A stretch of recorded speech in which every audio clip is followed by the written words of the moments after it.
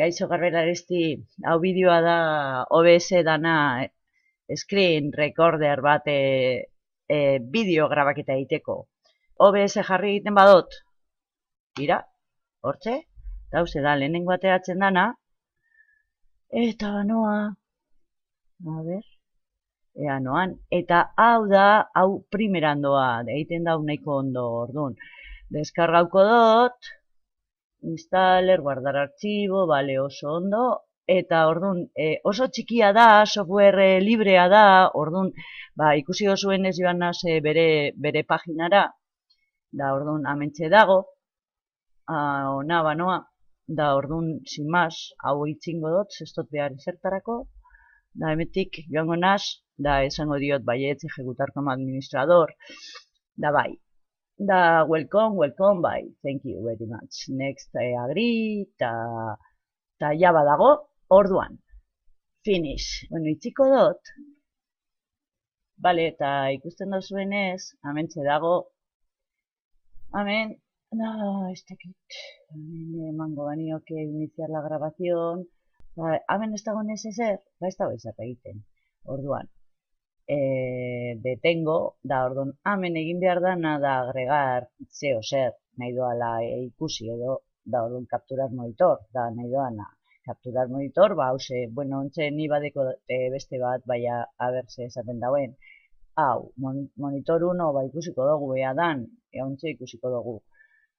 Ta baietz dana, acepto, ta orduen, cuidado, hemen, honeke programak ezin daue lan egin aero badago aktibatuta, baina hain listoa direnez, sin mas, zu utzi egiten badio zu berak egingo daude desaktibatu. Eta orduan, pues eso, iniciar previsualización, hemen agertuko da, ikusten duzu zelan hemen dagoen, orduan nahiko ondo, eta orduan nahi izango banuke hau grabatu, detengo la previsualización, da orduan egin beharko niokena da iniciar grabación. Claro, zer gertatzen da, igual ez daukadala honik ondo grabatuta, orduan banoa ikustera ea dagoen ondo.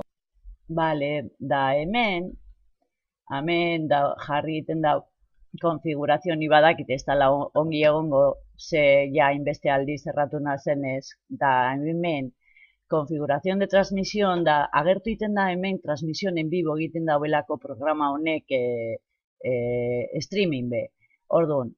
Da solo grabar archivo esango diot, da orduan hemen esaten da ruta del archivo, da ni jarri diot, atrape, hemen be agertu egiten dira beste lako batzuk, baina bakarrik atrapea jartzarekin fijatu zaitezte ean ondagoen, da bueno, bideosen, nik hemen daukat, bai, bideos, bueno, bale, da orduan, hau jarringo dute hemen, apliko, bai, bale, orduan, tira, apliko, eta orduen bideo, da hau ondo egiten da, personalizado, hau da daukadan monitorea, eta jazta.